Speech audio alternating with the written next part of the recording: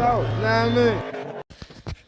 It's been a while since I've added to the board. Kind of got behind, and then I got in the wreck. But today, I said I could, I only had to wear my brace in like a real risky.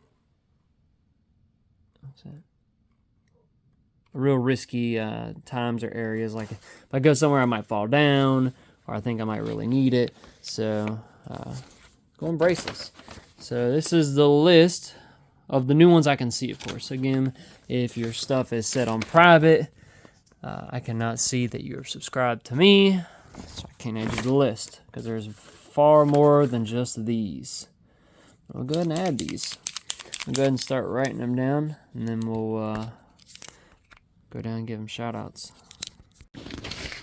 Alright, we'll start at which is the bottom at the top here, the most recent one. We got Leland Wright, got Lex Bannister, Tamara Chang, Robert Reese, the McKenzie Family Life, Marcos de Jesus,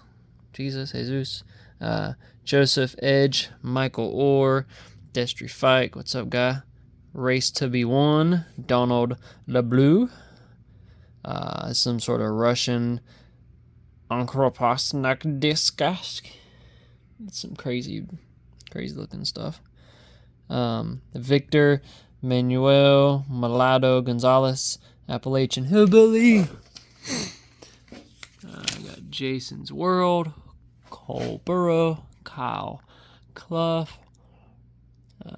Glow Kings X Green, Tara Knudsen, Cyclone Customs, Comp Wiz 878, Mastermind Young 14, XD, Trey Hopkins, Robert Bills, Jason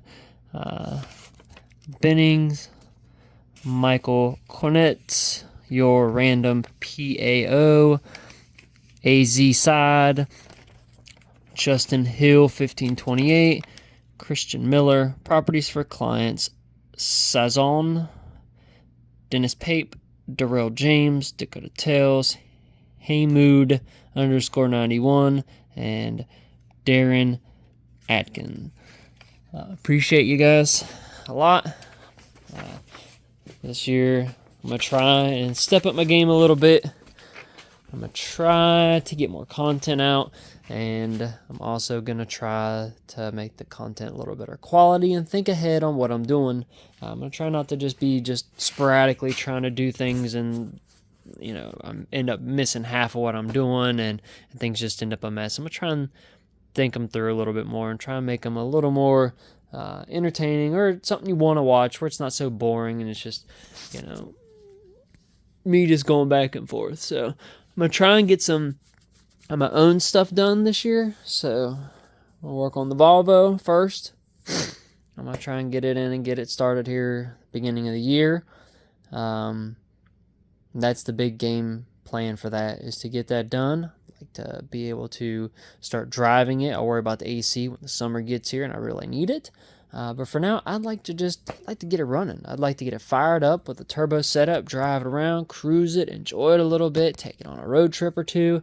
I'd love to be able to have it ready in March to go to maybe go to Texas 2K for a day and come back. Just go on a long drive somewhere in it, So that's the big plan on that. And then, of course, I need to order the mounts and axles for the hatch. Maybe we'll get that done this year and get the H22 swapped into the hatch. Alright, so water pumps, as you guys, pretty sure I showed you a video, it leaked everywhere, so we're going to go ahead and swap this water pump out. We got a fresh one in the bed. Alright, let's see if I can hold it at the same time.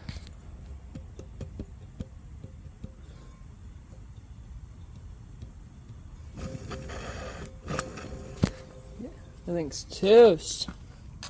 So I believe this is an ICT billet kit, and it is.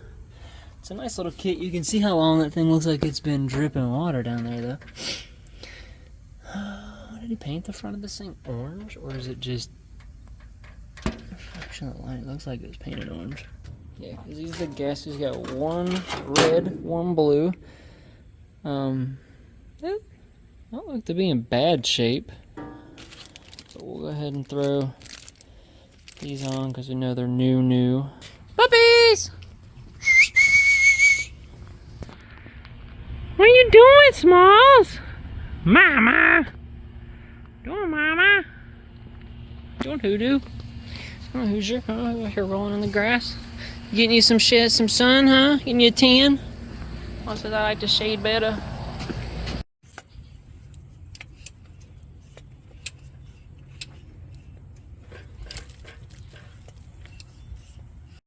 Alright, so I'm working on... I gotta make the turn.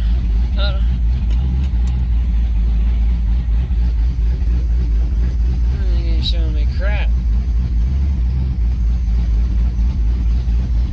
So, I am going to take this thing out and get a baseline, see how it does. Because I'm about to do a pulley, port blower, meth, a little bit here and there. So I'm going to go out and do some testing. I couldn't get the draggy to work on my new phone. Couldn't get it logged in, it was acting up. So we're using the old phone. So we're gonna go out here, warm this thing up. I don't know why this thing isn't. I don't know why this thing isn't picking up any sort of information on this. There's no data, so I have no clue what intake air temps are, coolant temp, training temp, none of that stuff.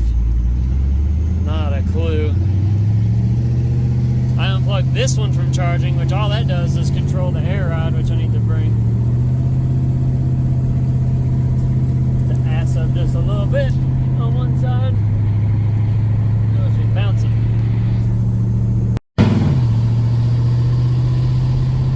Just good and smooth. I still don't get why this isn't working. Battery died and everything, but the OBD2 thing is still plugged in under there. I'd like to try and shift this thing manually myself. I really wish it gave me the screen worked and give me the data, because then I could see what gear I was in and make the changes. Because if you manually shift this thing, when I pull it down, you'll see like the whole column tries to move, like it's not in there tight. It's like a piece of wood or something under there holding it. It's very odd. So when we get up here, I'll stop and we'll make one quick little test 8-mile hit and see what it does. Then we'll make another on the way back, maybe 2. Try and get at least 3. We'll get an average, see how it does. Like I said, this thing, trying to shift it's kind of a pain. So stop it right up here.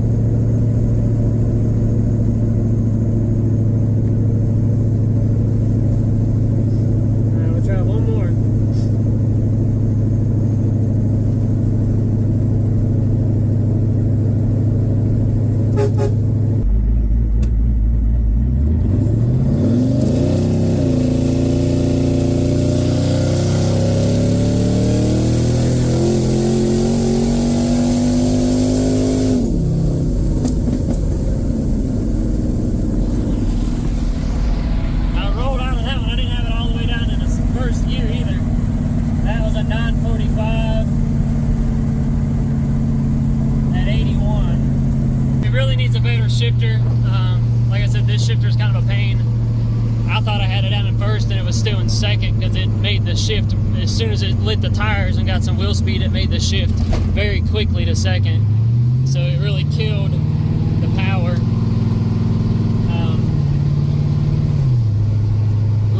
This is so bouncy. So at least we got something to work with. Looks like it's a mid-9. If it could hook up, I think it's easily probably a low 8. It makes plenty of power, it just can't put it down. It can't put it down to save its life. So I need a phone mount or some sort of mount of some sort. This thing just ain't doing it.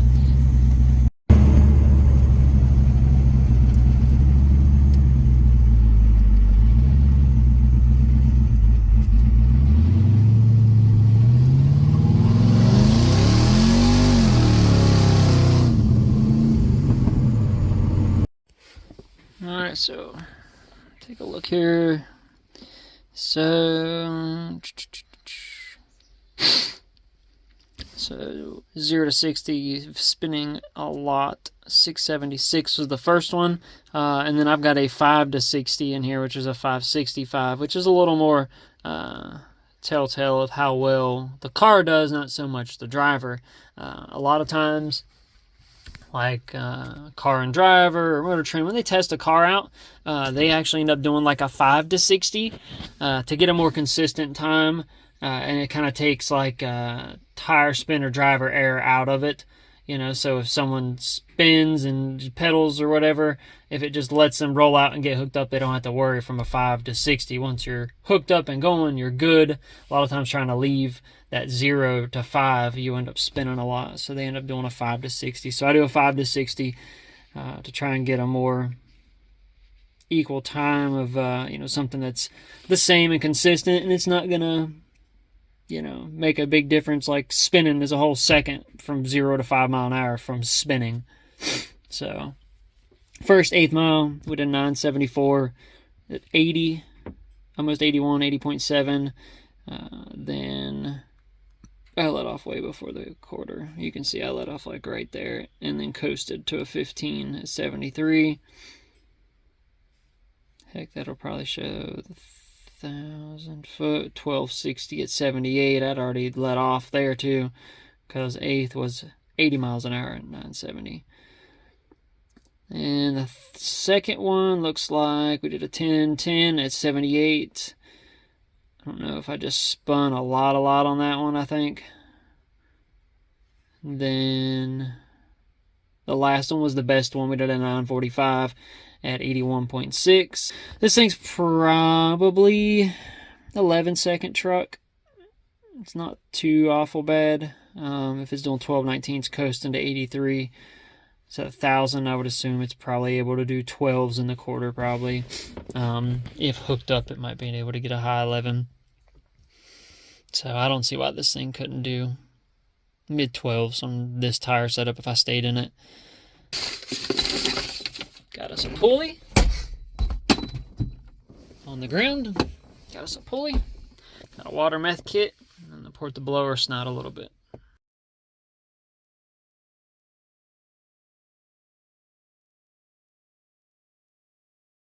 Battery's unhooked. I got the one battery out. I'm about to pull the second giant 65 series battery out, which is, again, I do not know why he has 2 batteries in this thing.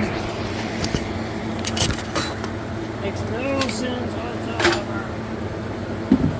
They got a bunch of electronics, but show me that much stuff. It should be able to just run off an alternator like usual. I don't get why it needs all this extra stuff, honestly.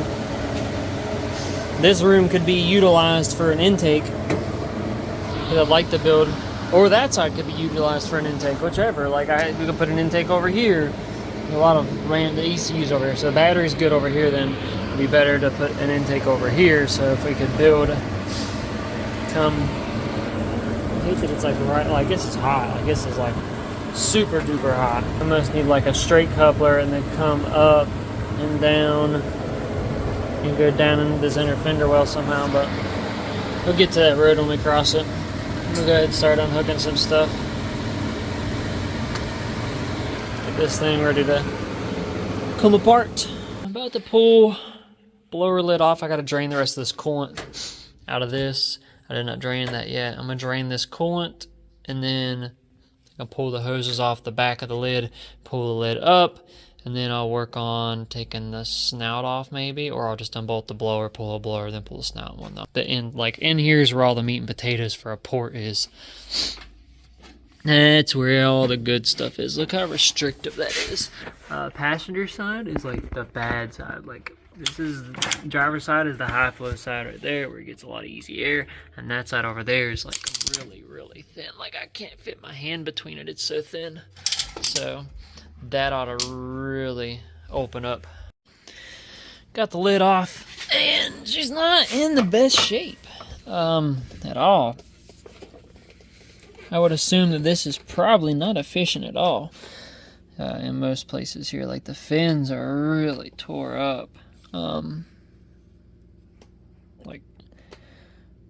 just, I don't know, they're like non-existent in spots. Some of them are just folded over.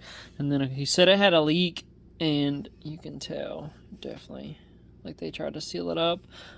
I'd like to replace it and then weld that one, weld reinforcements on that one.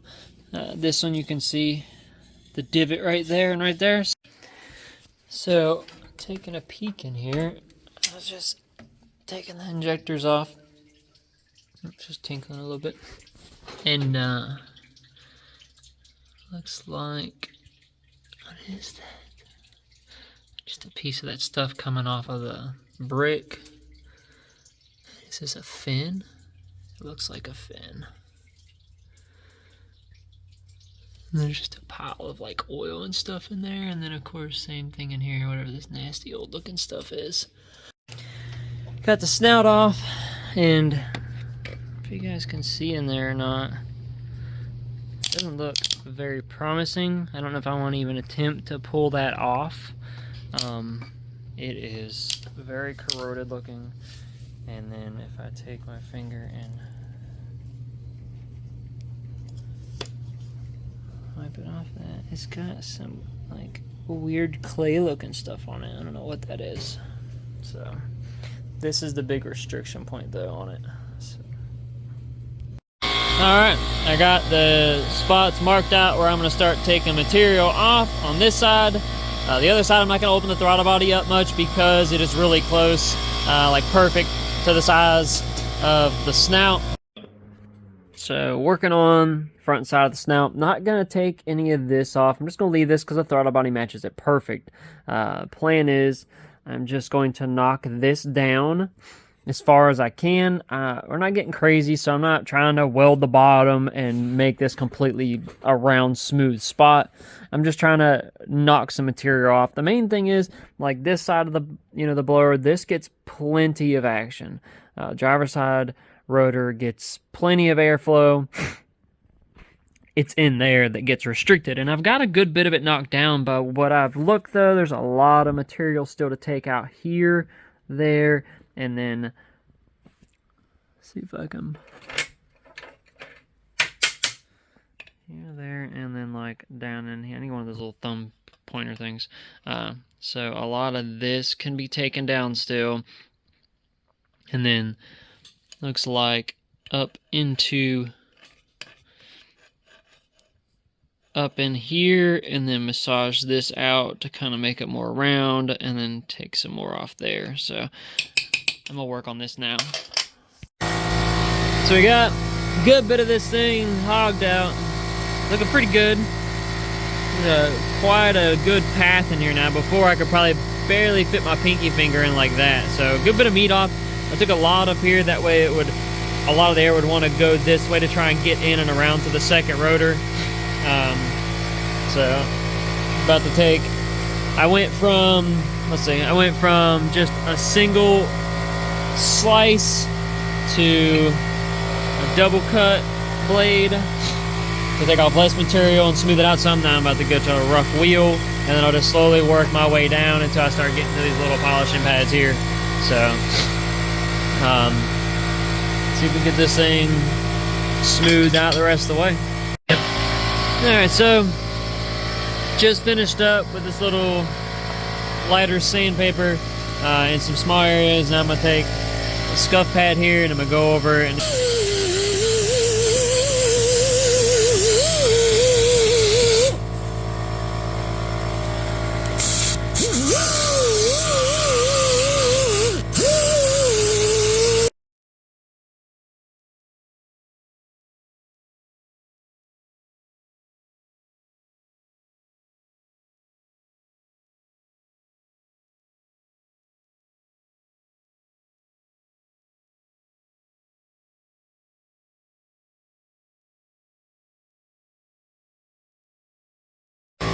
alright, got her finished, polished up. She looks good. Better than what she did.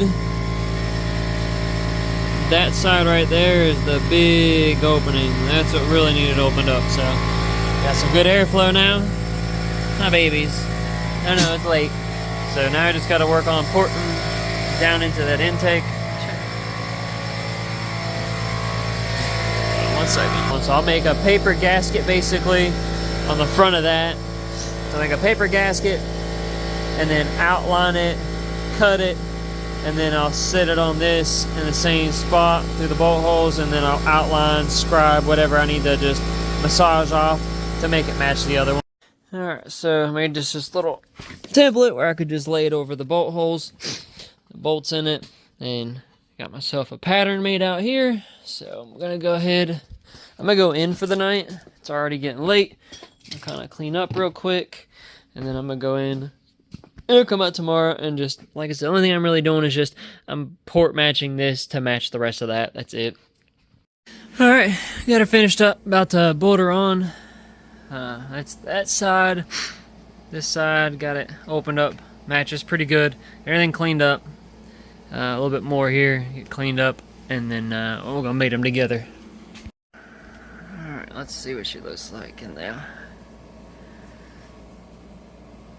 Nice and smooth. Good to go.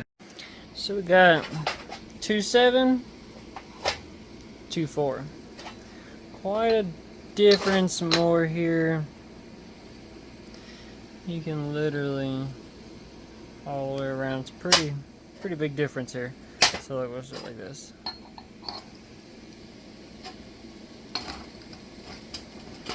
So it almost fits in it. So we're putting this guy on. Slide it on there. Golly. Smallest one you can probably fit, I would say, without having to grind the snout down some. Because any smaller, and it's gonna start touching. So we're running into a little bit of a problem here. Got the bigger alternator on. The 145, this is 130 amp pass, but it's supposed to be, this is max 150, it's supposed to be 145. It's a little bit of a problem. I don't know. Don't know if I should. I'm fine with grinding on some of the body of it right here to make room. I don't know if I should take some of the head of the bolt off, or the plug, whatever you want to call it. As long as there's still another section over here, I guess it'd be fine as long as I kept it flat. So I might grind some of that down. This giant long booster kind of F's things up. It really needs like a manual brake upgrade to do away with all this crazy bracketry and everything else that's in here. So I'll pull this. Like, I barely got it to fit in there. I'm gonna pull this thing back out and start grinding away here and see what I can come up with. Alright, so didn't take too much off. I just ground the top part of that bolt up just in case the motor rocks up some. But I was able to take some spacers back here. I had some washers I cut and put on back here as a spacer, and it leaned it over just enough. So I think it'll be fine. Another thing I'm gonna do, just to try and make this as efficient as possible, because so before, this thing really echoes, you can hear it, but before it was this stacked in front of the heat exchanger or the heat exchanger was in front of this. So big heat exchanger in front of this, stacked on this on the radiator. There's a lot of heat right there. So just to help minimize how many things the air has to go through to reach the radiator to keep it cool. Also, it's sandwiched the trans cooler, so it's kind of holding heat there, mounting that down there on its own. So I'm going to take heat exchanger.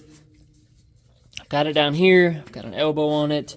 Plan is I'll make a bracket off of this section right here to hold the top, and then the bottom. The bottom's going to hang, so it's going to be like a V shape. So it's going to be kind of like this, down at an angle, and I'll make some brackets to hold the bottom. And then also I'm going to be a plate to force the air, like an air dam, to help kind of suck the air up. So it'll sit like this, and then it'll have a scoop off the bottom to help guide the air. Break my tongue. Goodness.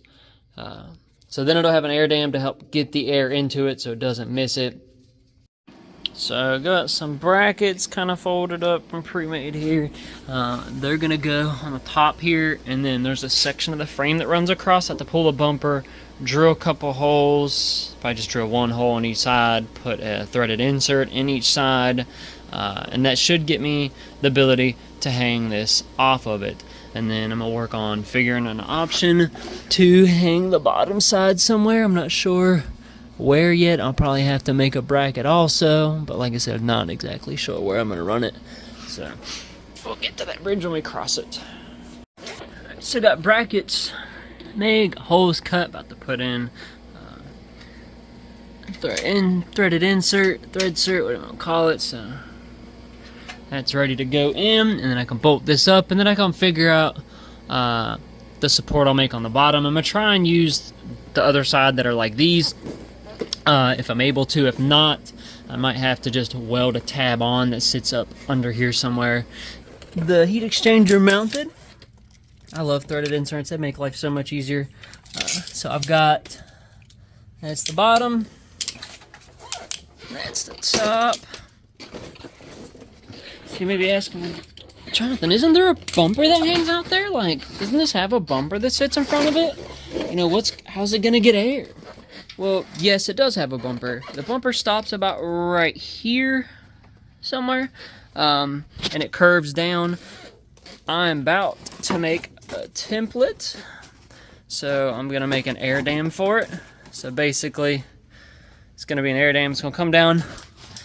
This thing doesn't ride all the way down where it almost drags. The oil pan is the lowest thing, so I've still got room underneath this. So if it hits the oil pan, if I put the air dam, let's say where the bottom of it is, like right where the cross member of the subframe hits, I know it's not gonna hit because the oil pan would be the first thing, and he usually sits this thing up kind of high when it drives. So plan is then I'm gonna make a nice little scoop right here that's gonna come down, like I said, probably about right there, so any of the air coming forward and under will catch that scoop and go up under.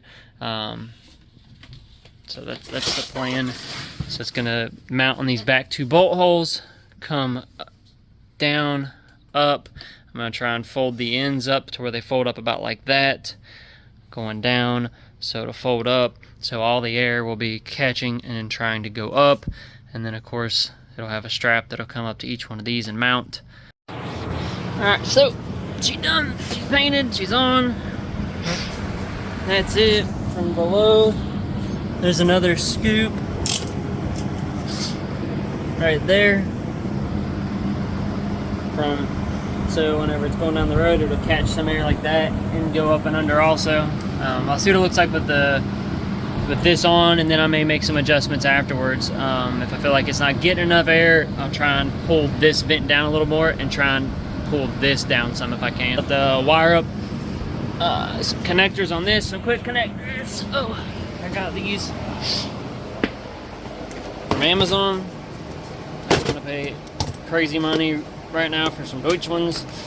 I just needed something quick. It came literally next day, so I already put a set on for the radiator fan. I'm gonna go ahead and wire up the lights, so they got one. She's all done. Fucking get out of my own way here. Fold it back up. Oh, got the connector right there. Wired in on both sides.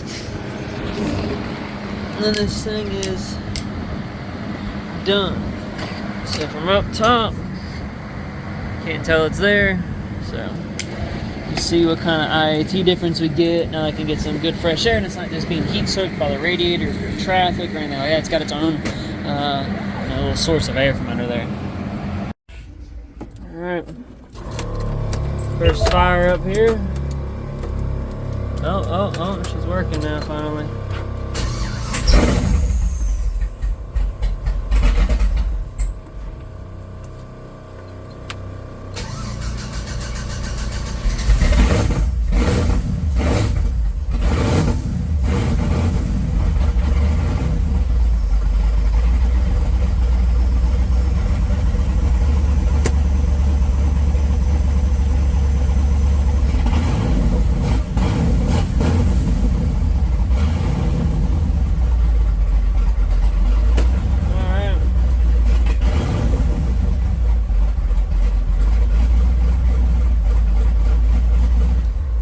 Make sure there's no leaks nowhere. Good bit.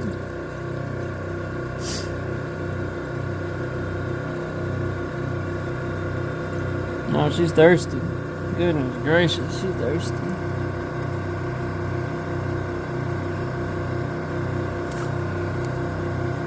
Oh crap.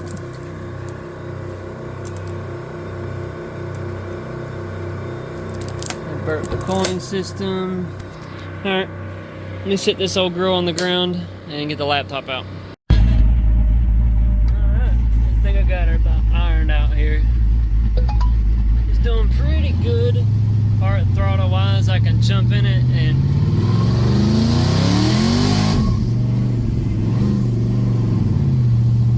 she jumps right on it. So she's doing pretty good. You still gotta get some little stuff here and there lined out. I'm working on just part throttle fueling, trying to get it 100%. I don't know what that was a second ago. I laid over like that.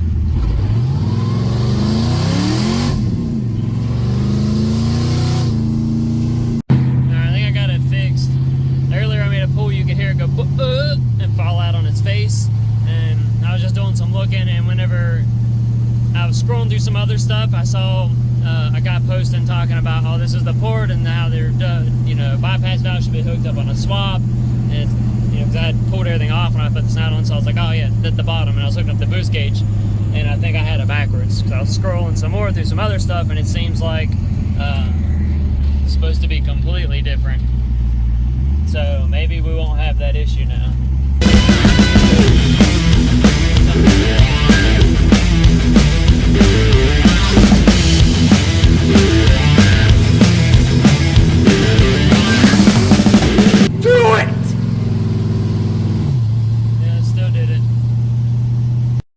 Try it again.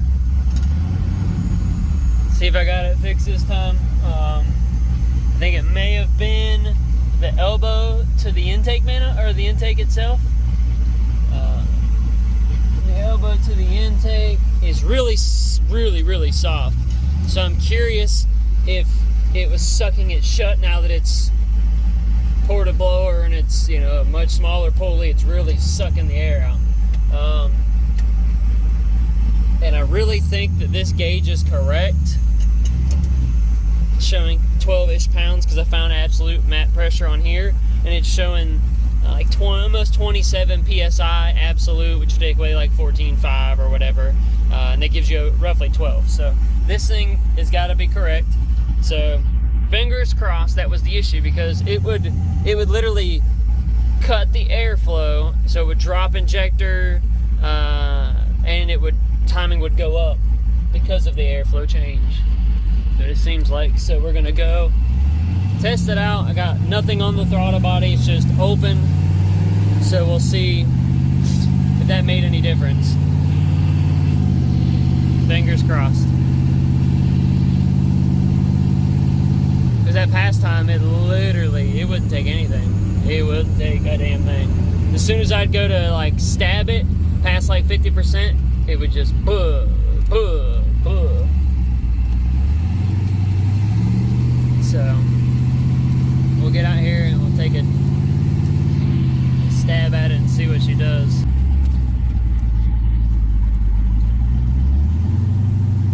See what happens.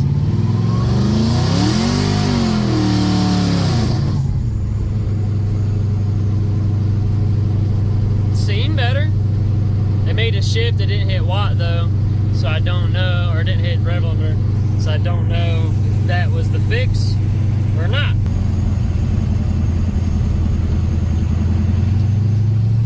Cruising earlier, I had intake air temps below 100. It was like 97 or something, so that air dam setup is working. We'll get up here, we'll stop again, and we'll try it one more time, see what it does. Ooh, the brakes squeak.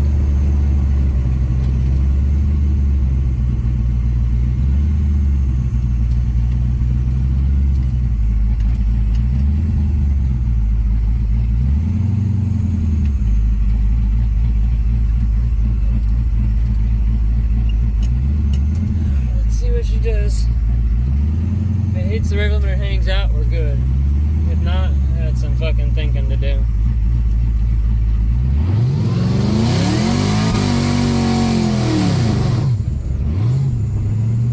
Yeah, seems fine. I'd say it's sucking that elbow shut.